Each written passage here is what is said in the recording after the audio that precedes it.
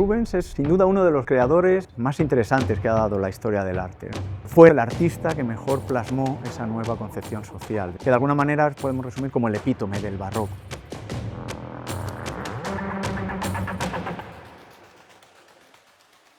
La exposición es una colaboración entre el Museo del Prado y CaixaForum, y lo que se pretende es precisamente ilustrar por qué Rubens es uno de los principales creadores de la historia del arte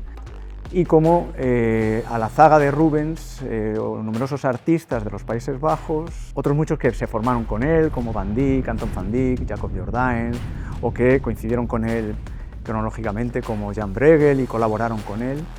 bueno, pues hicieron una serie de creaciones que tienen numerosas implicaciones, ya no solo visuales o artísticas, sino también intelectuales. La exposición está dividida en diversos ámbitos que de alguna manera quieren mostrar, por un lado y en principio, la poderosa fuerza creativa de Rubens y sobre todo lo arrebatado de su capacidad creativa, lo incluso violento de su concepción de la manera de crear arte.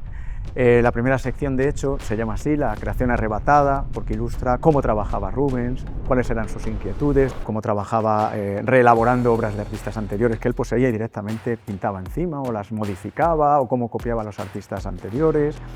Es un artista que no solo pinta, sino que diseña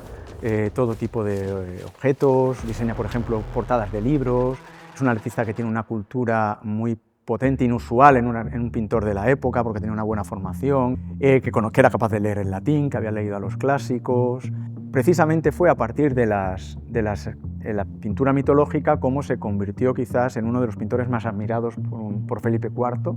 el rey de España en la primera mitad del siglo XVII, que es el que acapara o colecciona muchas de sus obras, que en el fondo son el origen de la colección del Prado, que es la que sustenta esta exposición. Pero también abordamos cómo Rubens no solo puso los pinceles al servicio de hacer estas maravillosas obras mitológicas, estas historias de la antigüedad, sino también puso sus pinceles al servicio de la causa católica, en obras que representaran la imagen de la religiosidad propia del siglo XVII en el sur de los Países Bajos, el sur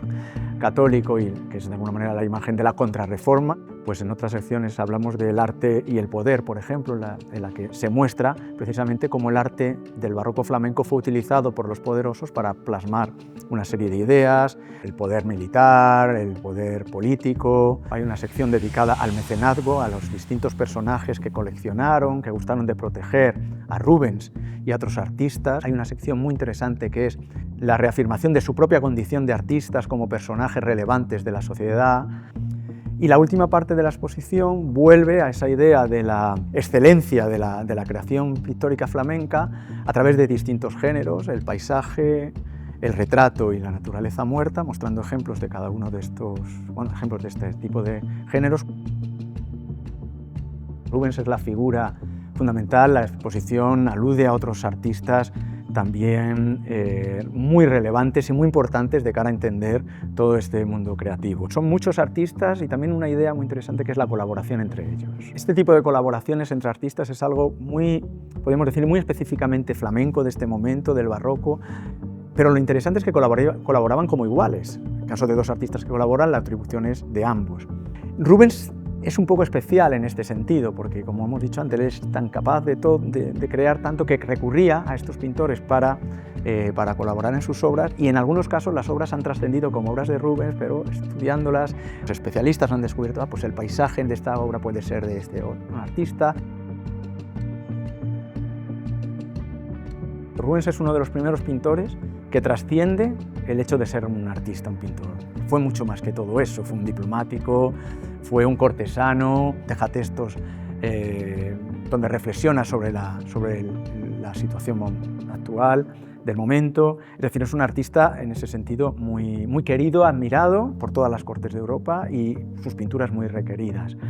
Y que tuvo también muchos artistas a su alrededor. Siempre se habla mucho del taller de Rubens, donde él creaba con pintores que estaban trabajando con él como seguidores, como ayudantes, pero muchos otros eran simplemente amigos con los que colaboraba.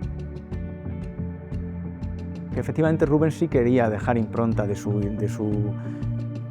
visión de la creación artística, sin duda, y esto lo podemos ver no solo en las propias obras que están hechas